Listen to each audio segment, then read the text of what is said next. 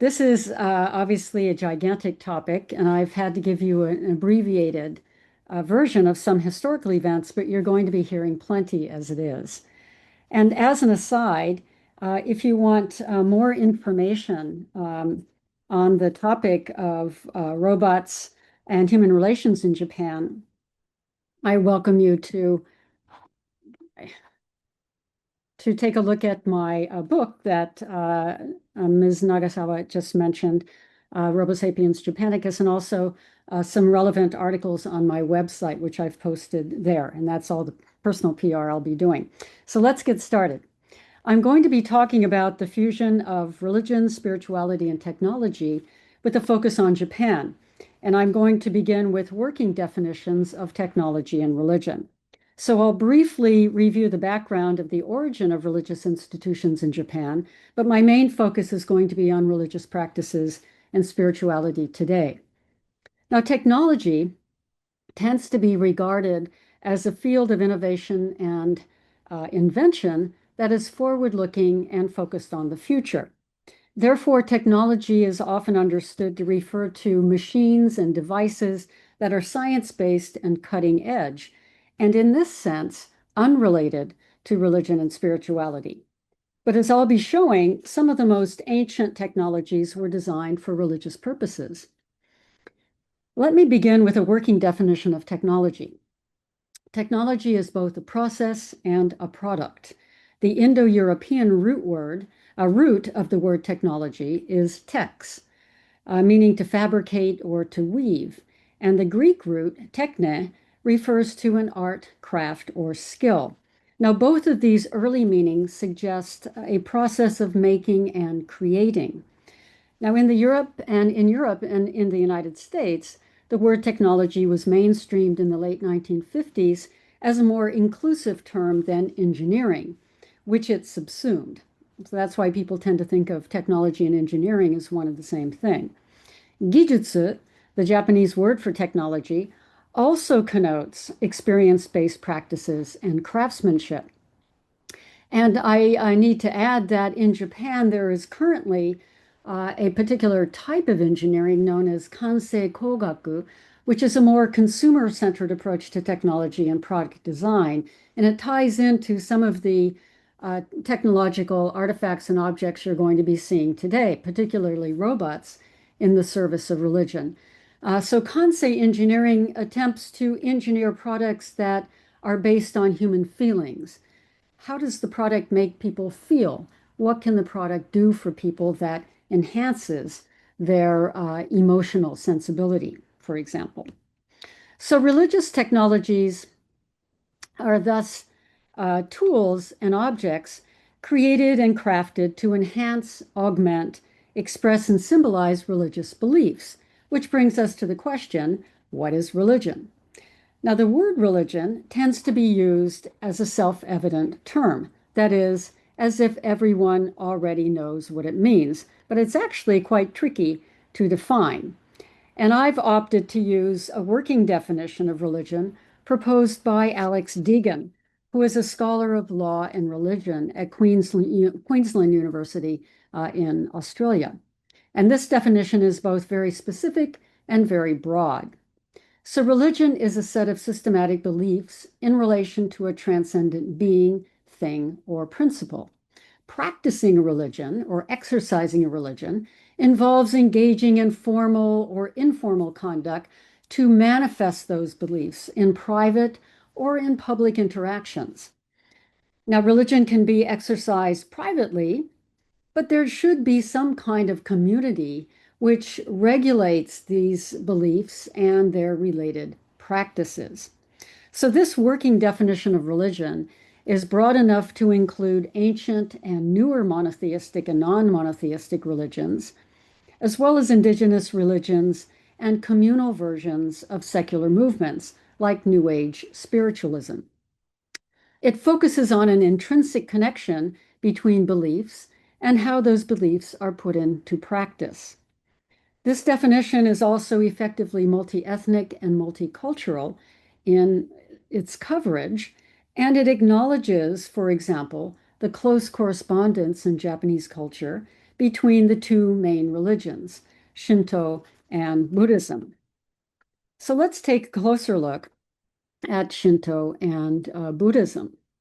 As you can see in this chart, the number of Japanese who practice religion exceeds the country's total population by over 40%. Well, this is because Japanese are free to mix and match religious practices, and most identify as both Shinto and Buddhist adherents. And even those who are Christian practice Buddhist and also Shinto rituals.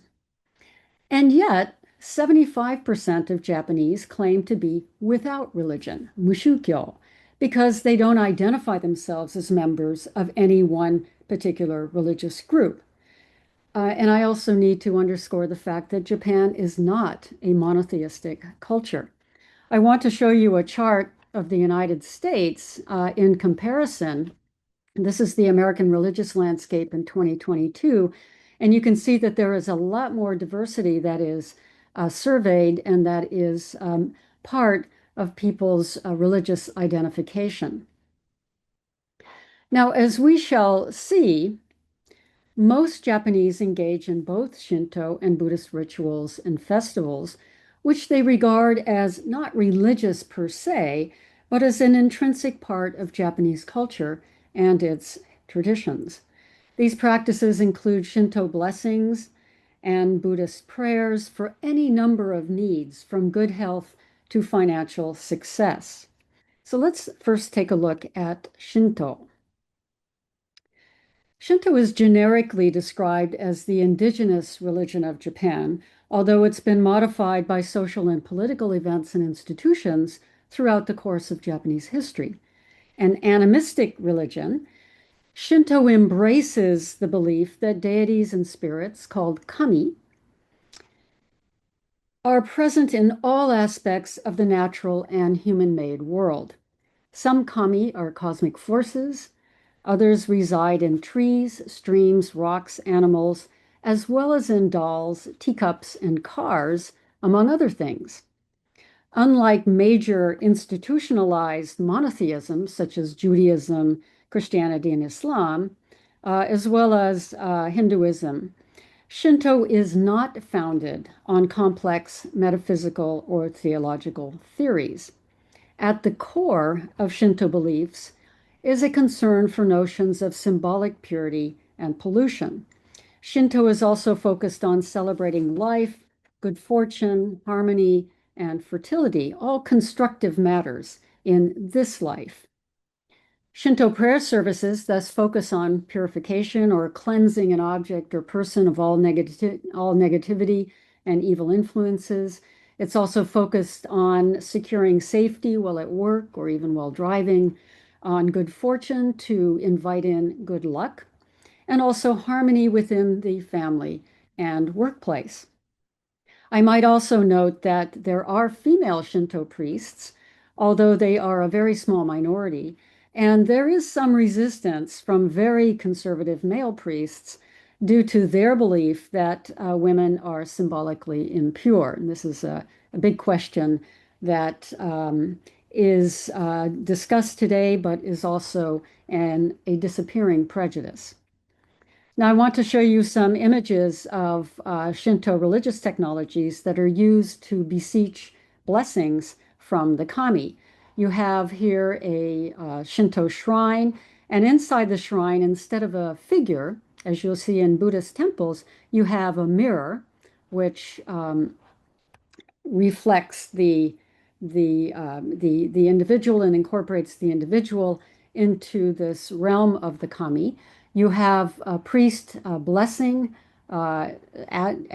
people who have come for certain requests and needs. And also here you have an image of one of the minority of female priests waving a sacred wand. When you visit a Shinto shrine, you wash your hands symbolically and sometimes gargle. Many people have small Shinto shrines called kamidama in their homes where they can pray for family success if the family is part of a business. If you buy a new car, you have a Shinto priest bless the car to secure that it doesn't have any glitches and will bring safe driving practices. And here I thought was quite interesting in the context of the earlier talk, a Shinto priest blessing the first Japanese-produced stealth fighter at a Mitsubishi facility in Nagoya. And get my cursor going here. And you also have, as I mentioned, Shinto celebrating fertility, and therefore you have actually festivals that are unabashedly focused on genitals. Here you have the so-called phallic festivals in Japan and some of the effigies involved.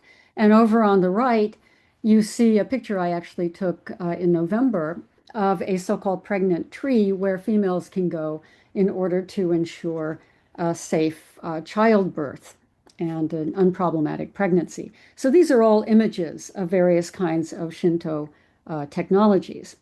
Let's now turn to Buddhism. From the 5th century Common Era, we don't use AD anymore.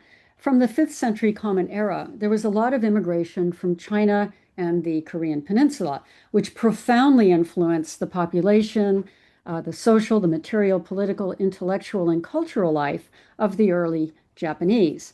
For example, Buddhism was introduced in the early 6th century Common Era by the newly established imperial court based in Western Japan. These animistic practices, the animistic practices in place before the arrival of Buddhism in the 6th century, were newly named Shinto to distinguish them from Buddhism. They didn't have the name Shinto before the arrival of Buddhism. And Buddhism also brought the writing system. The earliest Buddhist temples were attached to Shinto shrines, and over time the two religions became integrated. Shinto kami were linked to their Buddhist counterparts. Buddhism itself originated in North India in the 5th century BCE and was introduced to Japan via Korea and China 900 years later, as I mentioned, in the 6th century. Buddhism teaches that all things are in a constant state of flux, including the self. Suffering comes from egotistical cravings, so it's necessary to extinguish the ego by following the Eightfold Path. So you have right view, right intentions, right speech, right action, right livelihood, right effort, right concentration, and right mindfulness. And in this way, in practicing the Eightfold Path, one can be released from the grip of egotism and also egoism and become free of illusion and eventually attain enlightenment and nirvana, a state of bliss. There are two main streams of Buddhism, Mahayana and Theravada. Mahayana represents about 62%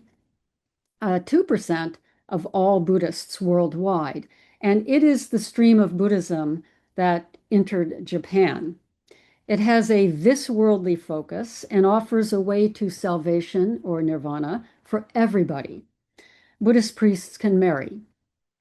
Theravada represents 38% of Buddhists worldwide. It has an otherworldly focus, and it emphasizes the monastic and celibate life of priests.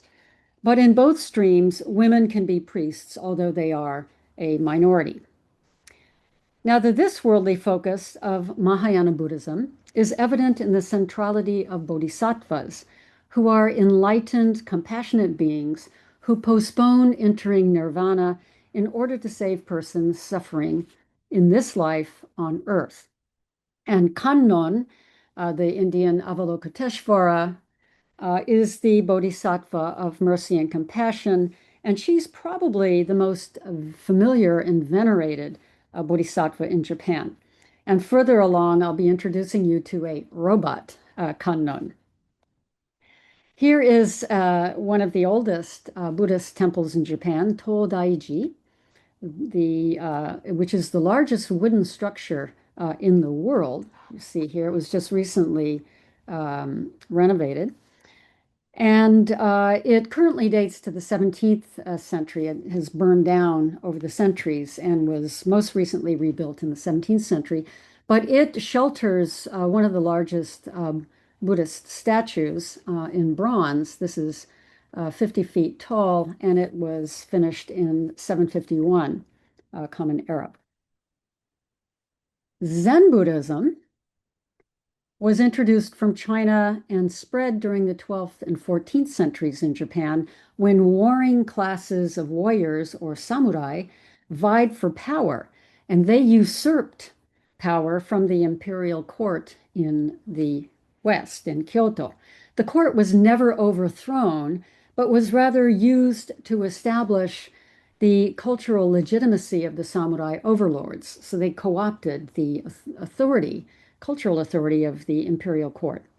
Eventually, in 1603, a military clan, the Tokugawa, succeeded in unifying the country and set up their headquarters in the east, which is now uh, Tokyo. And I'm showing you this map of the Japan instead of showing lots of pictures of lots of historical events, just so you get a sense of where things went, where they were located and where they went. So here was the court, imperial court in Kyoto, and then in the early 17th century, it moves to what is now Tokyo.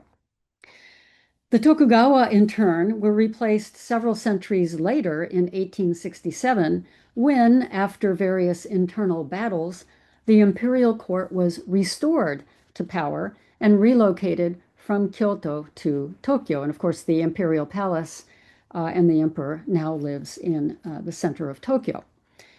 This development was called the Meiji Restoration, marking the establishment of a constitutional monarchy and the launch of Japanese empire building, which spread through the 1940s to encompass most of the Pacific and Pacific Rim countries.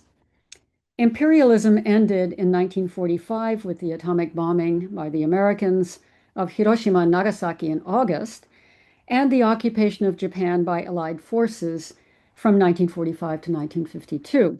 And this was followed by a transition to today's democratic form of government, which is a parliamentary system with a prime minister, and currently the first female prime minister. So I've just presented you a very Cliff Notes summary of several centuries of history, but forgive me, I really have so many other things to talk about. So let me return to Zen. Zen's emphasis on mindfulness, meditation, serenity, and emptiness shaped samurai's culture's core principles of righteousness, courage, loyalty, and the inevitability of death. And you have here a book by a very well-known practitioner of martial arts and also a musician, Takahashi Kuzan, who wrote a very influential book called Zen and Bushido, or the Way of the Samurai. Now, let me fast forward to modern times, because that's really the focus of my talk today. Zen Buddhist temples now have their own websites to disseminate their doctrines. During COVID, many temples live streamed their services for parishioners stuck at home during the lockdown, as you see here. But even before and after COVID, interactive technology has allowed more people to discover meditation and the convenience of attending Zen Buddhist services from home. And here you see all of these advertisements you can find online for online Zazen or Zen meditation sessions. And many of them have kind of cute cartoon-like characters. There are many ads for online Zen meditation services. These appeal to both individuals, families, and groups. And Zen meditation is advertised as both relieving stress and helping to build self-confidence and self-discipline as antidotes to our fast-paced and media-saturated daily lives. As we learned, Shinto, to go back to Shinto, is concerned with and celebrates fertility, purity, good fortune, and so forth, all positive, constructive things. Mainstream Buddhism, on the other hand, is often referred to as funeral Buddhism, as most funerals involve Buddhist services and burials. Most people in Japan are cremated. So here you have a Buddhist funeral, which typically involves a wake and a formal ceremony led by a Buddhist priest who recites sutras and leads in various incense offerings. The body is then placed in a coffin, often with some of the items cherished by the deceased, and cremation, as I mentioned, is most common. Following cremation, the family collects the bones in a ritual called kotsuage, or to lift and replace the bones and put them into a funerary urn that is then put into a grave, as you see here on the lower left. There are also household Buddhist altars in many family homes where these tablets representing the body of the deceased is placed, and then many people pray to their ancestors in the morning or sometime during the day. But in Japan today, and especially in urban centers, there is a lack of land for cemetery space. And so cemeteries have been put underground or in dedicated buildings where these funerary urns are stacked in cubicles. Most people want to be close to their departed relatives, and this makes it easier to access them for annual prayer services and memorials, and also to simply be close to their departed relatives. So convenience has really motivated the development of these columbariums, or these dedicated um, cemeteries that are not actually on land, but in buildings, as you see here. So the Kokuji Temple in Tokyo houses a columbarium. Here's the outside of the building. That is adorned with 2,046 digitalized glass Buddhas, each lit up by LED lights, as you can see here. Now, anyone with a loved one laid to rest in the temple can light up the corresponding statue themselves using a smart card directly connected to the cubicle, to the Buddha in question. And this card is given to the deceased when the ashes are placed inside the building in one of the cubicles. And the ashes are stored there before being buried underneath this structure after 33 years. And it's after 33 years that these deceased ancestors enter the realm of the generalized ancestral spirits. Now, in recent years, electronic media and digital devices are employed to support traditional memorial practices. So instead of going to a temple in person, many people will, as we'll see next, subscribe to online memorial services. And this underscores the adaptability of ancient institutions to shifting cultural priorities and realities. So personal computers can be used to register with Buddhist websites, such as this one here, the Netto no Kotsudo, or the Internet Crypt, that for a $1,000 registration fee provides users images of their household's ancestral altars and also memorial artifacts accompanied by pre-recorded sutra chanting. And you can see a slideshow here on the right of the deceased relative. So this is an increasingly popular internet service. So people don't actually have to have a tangible Buddhist altar in their homes. They can simply log on and do their memorial prayers in front of the computer screen. Now, funeral fairs, such as the Life Ending Industry Expo, this one in 2017, are becoming very popular annual events, and they offer both traditional and high-tech services and products. So participants in the Life Ending Expo, and there are thousands who attend, participate in a corpse dressing ritual, so you can see what is actually going to happen to your body and even volunteer to have this done to you. after you pass. You can climb into a coffin for a personal test. You can have funeral portraits taken, and you have a beauty session and have your hair done, and uh, males and females alike, to prepare for your funeral portrait. And you can also shop for coffin clothing. There's even a company called Final Couture in Japan.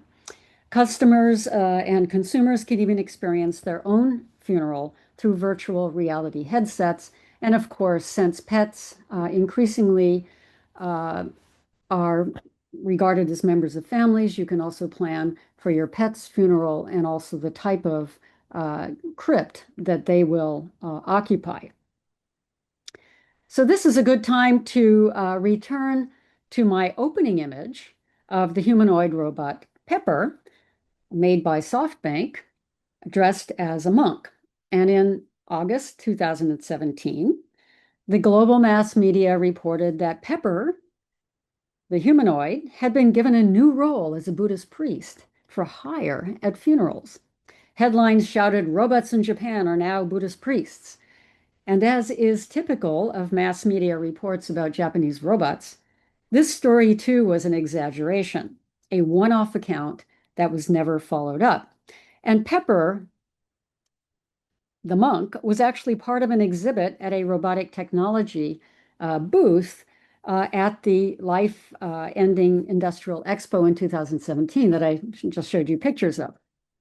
The exhibit's organizers were interested in assessing whether the public would accept robot-delivered prayers, and pointed out that not only was the number of available human priests diminishing, but that robot priests were a lot cheaper to hire than human ones. The rapidly expanding percentage of super seniors in Japan over 75 years of age, now about 25% of the population, has spurred a growing interest in preparing funeral arrangements ahead of time. Couples with children have said that they don't want to burden their children with these arrangements. And other couples say that they don't trust their children to give them a fitting funeral. So let me give you a brief introduction to Pepper, the robot, before showing you a video of Pepper chanting at the Life Ending Industry Expo. Now, Pepper was manufactured by SoftBank, a Japanese multinational company specializing in technology. This humanoid was introduced to the public in 2014, and it's been discontinued since 2021, and its component parts turned into a high efficiency industrial vacuum cleaner called Whiz. I just wanted to interject that most humanoids in Japan, which everywhere, humanoids everywhere, are a minority of a minority of a minority of all robots produced. 95% and plus of robots are industrial arms in factories. But the humanoid robots get all the attention because they're such amazing works of technology. They're not very useful. They're regarded as platforms. And in creating a humanoid robot, you're also creating all of these sensors, which are then parlayed into far more lucrative industries. So humanoid robots are not really final end products. They are platforms for the invention of sensors and other materials that go into more lucrative industries, and to piggyback onto the previous talk, increasingly into the development of weapons systems, especially drones. But to get back to Pepper, Pepper is masculine gendered, and I've written about robot gender in other venues. It's about 4 feet tall with 2 eyes and a mouth. The eyes are large black pupils. They're 3D depth sensors, basically, surrounded by an eye socket illuminated by colorful LEDs. The mouth crescent houses a camera.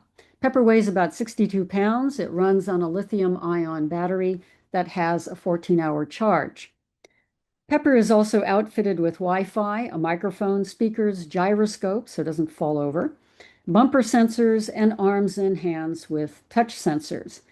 It can roll on 3 omnidirectional wheels at speeds of up to 2 miles per hour. And a touchscreen tablet on Pepper's chest allows users to exchange texts with Pepper. Pepper's speech recognition abilities are very limited, and as I mentioned, it's no longer been produced. Production was stopped in 2021.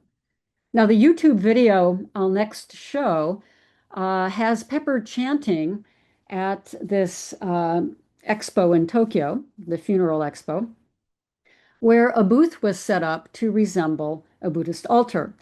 And in the video, you're going to see this priest here, he's unidentified, monitoring Pepper as the robot chants a sutra in a very nasal monotone while using mallets in both hands to beat rhythmically on ritual drums. And I hope you're going to be able to hear this video. I've turned my computer up.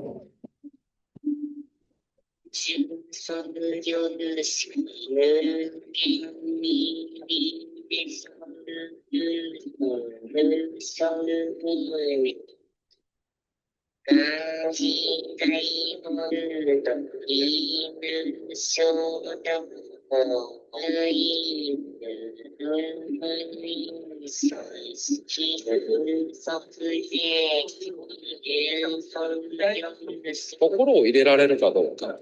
究極のとこはその部分かな。で、心を入れるにあたって司祭、宗教を扱う部分が一番根底の部分になろうかと思うので。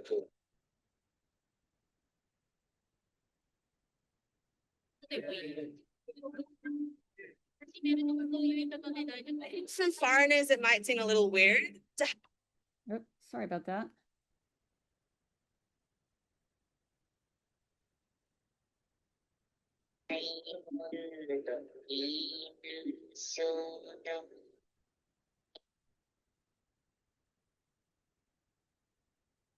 Seem a little weird to have robots involved in something so religious, because in Christianity, at least, you know, technology and religion are often opposed to one another.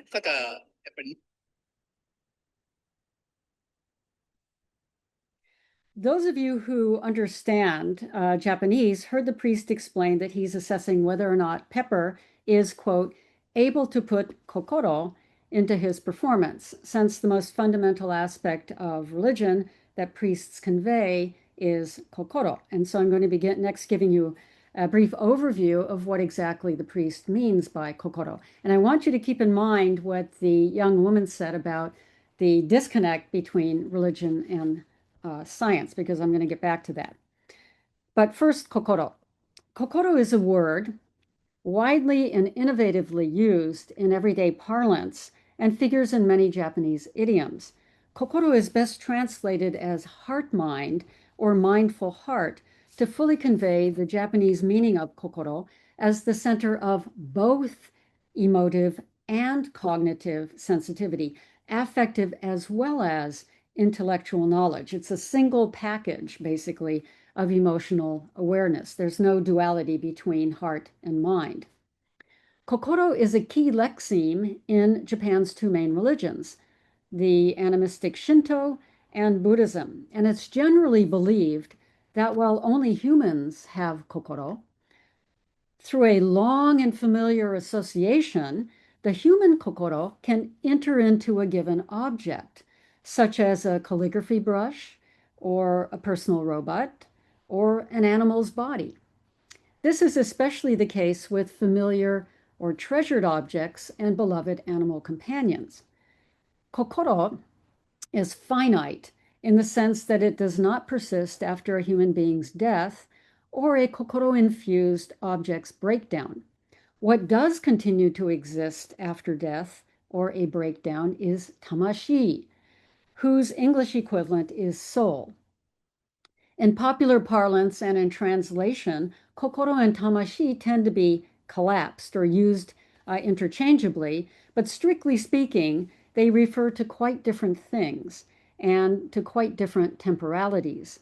So kokoro, or mindful heart or heart-mind, is part of or is contained by tamashi, the soul, but kokoro is extinguished at death, whereas the timeless soul, the tamashi, persists. Now I want to get back to the video. You'll remember the young woman who claims that, quote, to foreigners, it might seem a little weird to have robots involved in something so religious, because in Christianity, at least, religion and technology are often opposed to one another. Now, perhaps by technology, she was referring to science, which some Christian groups perceive in opposition to religion. In any case, her claim can be easily rebutted. One example today is the indisputable centrality of scientific communications technology in Christianity and most religions. Most churches, shrines, temples, mosques have websites, their own television stations. They use Facebook, Instagram, YouTube, and they have streaming apps. Moreover, the young woman in the Pepper video was clearly unaware of Blessed You Too, a German robot. It's stationary, 6 feet tall, metallic, introduced in May 2017 by a church in Darmstadt, a city in southwest Germany, to celebrate the 500th anniversary of the Protestant Reformation. Blessed You Too was part of an interactive experiment to explore the meaning of blessings in conjunction with the digitalization of artificial intelligence and the role of robots in religion. Bless You Too can speak 5 languages. A user selects among several vocalized blessings on its touchscreen, and blessings can also be printed out like an ATM machine, like an ATM receipt. In fact, Bless You Too was designed to resemble a humanoid ATM machine as a humorous reminder that religion and money are not incompatible. Religion and consumerist economy are not incompatible. In any case, there's a long history of religious tasks being automated. An ancient example of religious technology is the Tibetan prayer wheel, here in multiples. And these prayer wheels, of course, amplify the prayers of individuals. Now, let me introduce another Buddhist robot. This is Mindar, a 6 foot tall, 70.5 pound Bodhisattva robot at Kodaiji, a Zen Buddhist temple in Kyoto. It was installed in 2019. Mindar is identified on the temple's website as an Androido Kannon, or an Android Kannon. And Kannon, as you remember, is the Bodhisattva of mercy and compassion. Mindar has a smooth, cream-colored silicone face, neck, shoulders, and hands, but the rest of the android's body consists of mechanical and metallic components. A camera is installed in the left eye to coordinate movements that suggest eye contact. A metallic tube-like tiara helps to give the head a more human-like shape. Elongated triangular plates fasten from the waist down, fastens the standing robot to an octagonal platform. Mindar's only moving parts are the head, including the eyes and mouth, and the neck, arms, hands, legs, and torso. The savvy Kodaiji priests commissioned roboticists at the University of Osaka to construct and program the $1 million robot Bodhisattva. They rationalized that it would provide the 400-year-old temple with a high-tech veneer and perhaps attract new, younger parishioners. The theater in which Mindar performs is a windowless room with walls that double as video screens. You see the video screen and the worshippers back here. And the robot is programmed to respond to questions that are planted. It appears that the audience, but they're actually part of the video display, is asking questions. The robot is reading a 25-minute sermon. The robot is delivering, rather, a 25-minute sermon adapted from the popular Heart Sutra. And excerpts from the sutra, which is recited with commentary in a kind of feminine-like voice, are projected in Chinese and English on the walls. And I want to show you a video of Mindar preaching.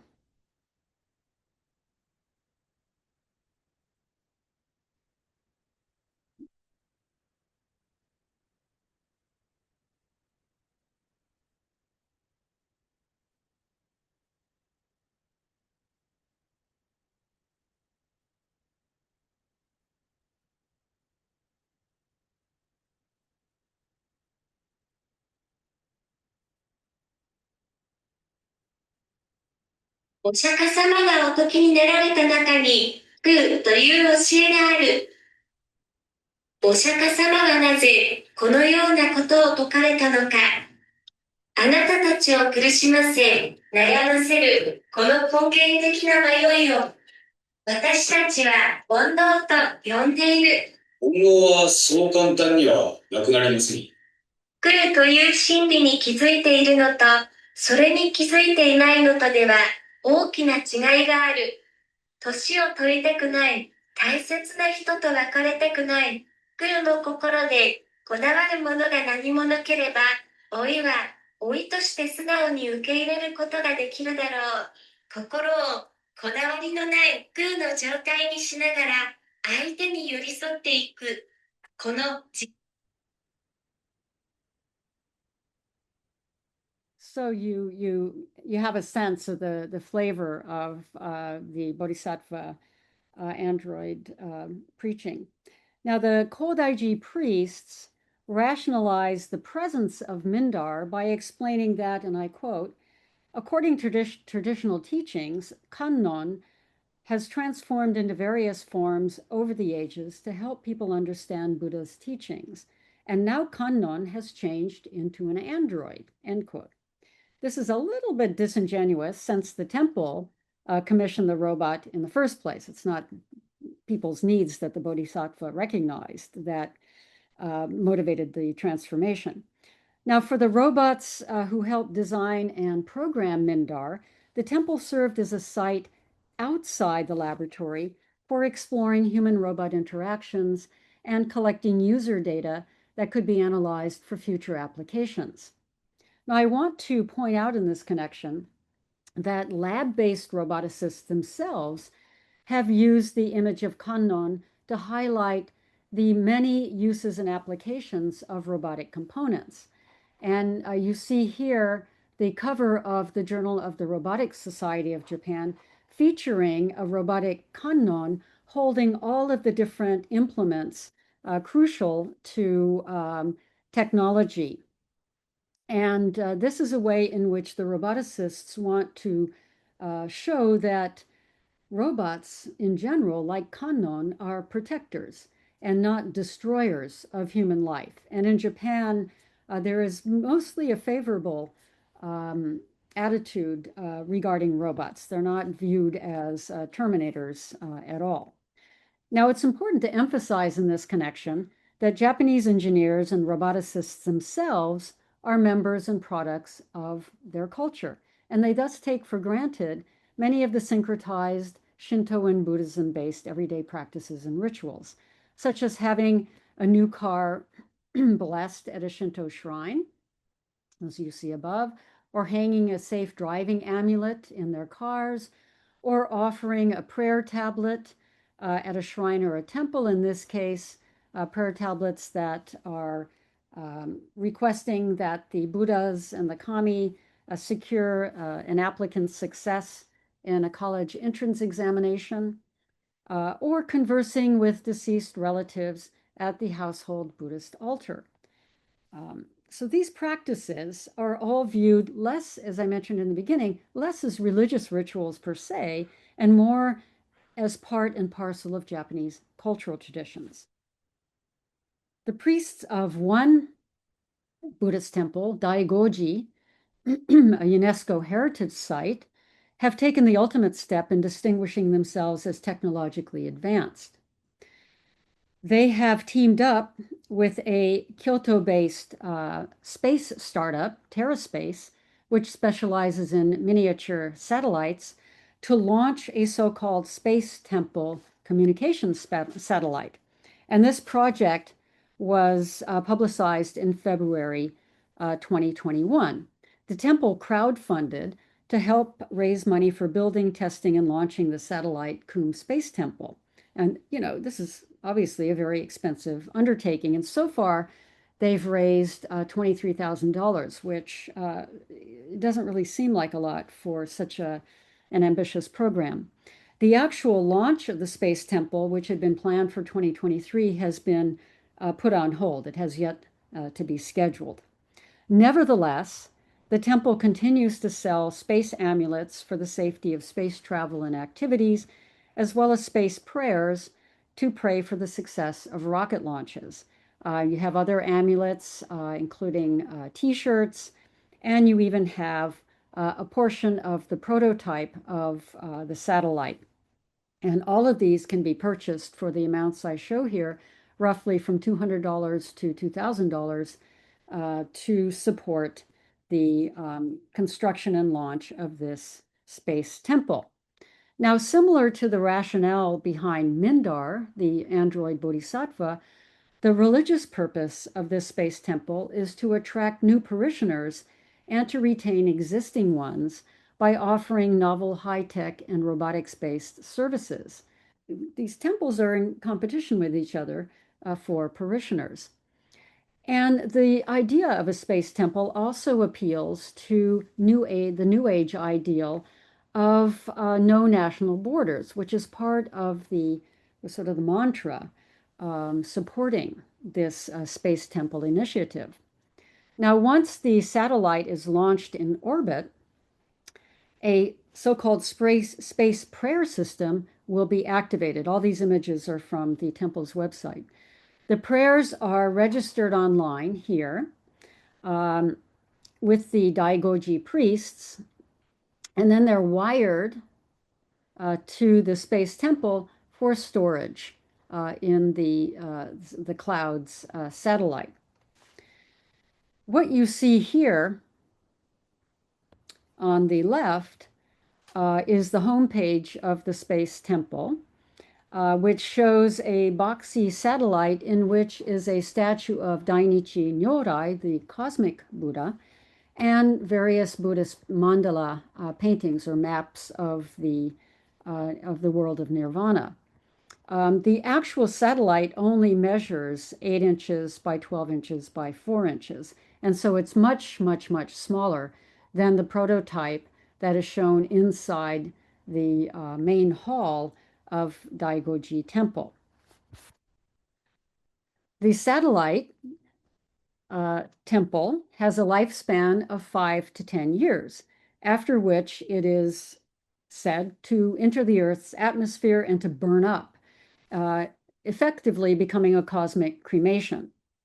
And on the temple's FAQ page, the priests reassure environmentalists that this cosmic creation will ensure that the satellite does not become part of the vast field of space junk orbiting the Earth. So there's an environmental consciousness that also is behind this more New Agey notion of Buddhist prayer in the form of a satellite space temple.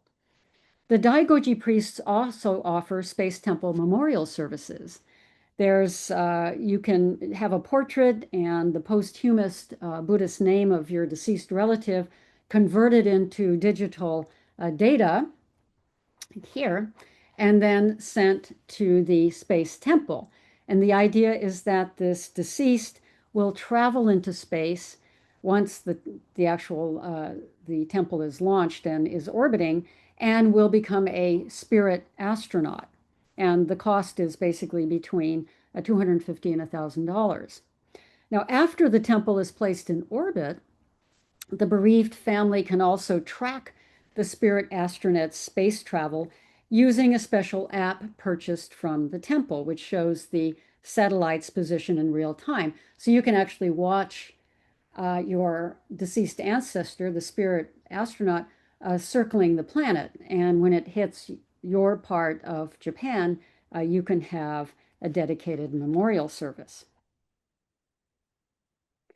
The Shinto and Buddhist priests I've introduced are all savvy entrepreneurs who feel that they have a desirable product that will provide both practical and spiritual services and benefits. And so they have taken and applied new technologies to update and to make more appealing to younger potential parishioners these religious rituals and also funeral memorials. That mainstream Shinto shrines and Buddhist temples are modifying old traditions and experimenting with new media and robotics is, according to Japanese social scientists, related to the rise of individualism and to the advent of the IT, or the information technology age. And you see here a Shinto priest blessing new laptops to keep software glitches from happening, to a Buddhist temple that gives a funeral service for laptops that releases their tamashi, because the laptops are extensions of an individual's kokoro.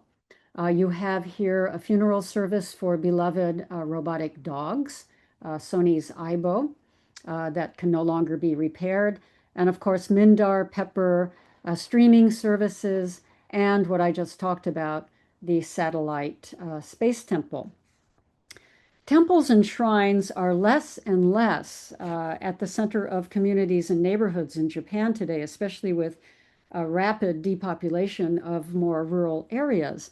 And many shrines and temples in these depopulated rural areas have gone bankrupt and have fallen into disrepair, as you can see in the lower images. 93% of the Japanese population of 123 million people live in urban centers. That's huge density, and Tokyo is particularly crowded. And most of these people living in urban areas use social media to connect with others, and also to answer and to look for answers about profound questions about the meaning of life and death. And you can see here a picture of a subway car, and almost everybody is on their cell phone. Nobody reads books or newspapers on subways anymore. Everybody consults their cell phone. Now, these developments underscore what scholars of Japanese religion have pointed out, that religion and religious organizations are, in large part, a service industry. They provide services that adapt and respond to specific needs and desires, from the esoteric to the trendy to the pragmatic. Technology, including robots, can augment and extend those services. And it's been the case that over the past 2 decades in Japan, mainstream religion has been changed by commercialization and consumer culture. Shrine and temple-based rituals and festivals, as we've seen, have been modified by priests to be more compatible with the tech-dependent urban lifestyles. The priests have to be, in order to survive, they have to be pragmatic and innovative if they want to attract parishioners and if they want to keep their temples and shrines from going bankrupt. Now, at the same, and one festival that I was able to attend in November this year was the Shinto festival Shichigo-san, or 753, which celebrates children ages 7, 5, and 3, and the parents take them to a shrine where they're blessed for good health and good life. And the Kanda Myojin Temple, which is based in Akihabara, the Electronics and Game Center of Tokyo, decided to kind of appeal to its the people who stream into that area to buy electronic games and gadgets, and they offered a Shichigo-san, or 753 festival, for people who own Sony's Aibo dog. Many people even have pets, living pets, living dogs and cats attend these 753 3-day festivals. So here's another example of how the Shinto priest, particularly in Kanda Myojin in Akihabara, is being very mindful of the representative consumer public in that area. Now, at the same time, these new technologies have been harnessed by individuals to customize, as it were, their own spiritual needs and desires that are unrelated to religious activities. And spirituality, in this sense, can be understood as something searched for by individuals and not necessarily through mainstream religions. Now, according to several Japanese scholars of religion, for the past 2 decades in Japan, there has been a spirituality in Japanese, boom. The new tech-dependent spirituality movement focuses on individuality and also personal gratification, including the sense of self-knowledge and self-improvement. And also these spiritual exercises focus on healing one's kokoro, healing one's heart mind. This is a major and key theme in the new spirituality movements in Japan. And here's an app that actually helps individuals learn technologies and learn techniques to help them develop not only their desired personality, but also to heal their damaged or hurting kokoro. Scholars link the popularity of celebrity spiritual counselor Ehara Hiroyuki to the growing consumerist spiritual culture in Japan today. Ehara, in fact, popularized the English words spirituality and spiritualism and uses them as loan words. He founded the Spiritualism Association of Japan. This is their the homepage of their website. And he says that using spiritualism gives his movement and the spiritualism movement kind of an exotic, highly modern flavor. Although, as you can see in this image here on the website, Ehara also appropriates Shinto and Buddhists' images, architectural items, and accessories. He claims to be a spirit medium. He's also a psychic researcher and even an opera singer. He specializes in mediating the messages of higher spirits and offers a quote unquote map of life to clients so that they can lead their own lives successfully through self-cultivation and self-empowerment. Ehara's fame and popularity have been primarily due to his use of a wide variety of analog and digital media. His message is communicated through books, magazines, radio, and television, and the internet, rather than from any one specific religious institution, such as a shrine or a temple. His audience is not limited to members of any specific organization, but rather consists of ordinary people who happen to stumble across his work at a bookstore or on the internet, or who caught one of his appearances on television or radio talk shows. Ehara delivers his message in simple, everyday language that emphasizes the material benefits of optimism, positive thinking, and a pure kokoro. Now, many priests at established shrines and temples have learned from Ehara's example and have sought to claim a share of spirituality culture and the accompanying consumer market.